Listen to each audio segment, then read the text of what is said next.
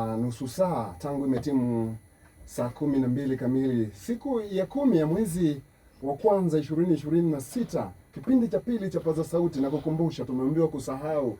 Nilikumbusha pia kwamba utambulisho wa nyimbo mpya siku ya Jumamosi, lakini pia mahojiano na waimbaji wataalamu na wabobevu wa masuala ya muziki wa kanisa la Adventista wa Sabato. Lengo ni kumfanya Kristo aliye mfalme wa mataifa kuendelea kuwa maarufu, kwa sababu ndio wito ambao tumeitwa kwao. Sasa hao ambao unawasikia nyuma ya speaker ya redio yako rafiki, wanaitwa Sedis Ministry Tanzania. Nitume bwana. Unajua ni wito ambao nimesikiliza mimi nikawa napata namna ya kujiuliza kwamba unaweza kuwa na kipaji, unaweza kuwa na talanta, unaweza kuwa na kile ambacho Mungu amekubariki tofauti na wengine, ukashindwa namna ya kukitumia. Mlifikiria nini? Mlifikiria nini hasa? Mwalimu nitaongea naye baadaye, lakini juu ya wimbo huu hasa. Brother, unaitwa nani bwana?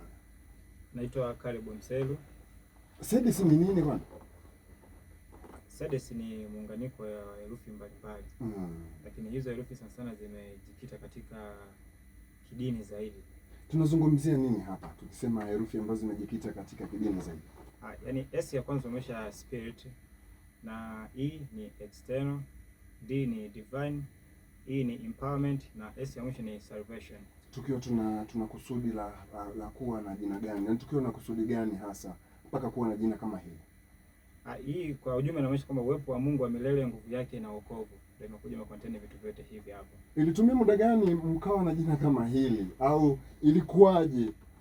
Kwamba tunaona majina mengi ni yale ambayo yanafikirika kwa urahisi. Hili inaonekana kabisa ilikuwa kikao.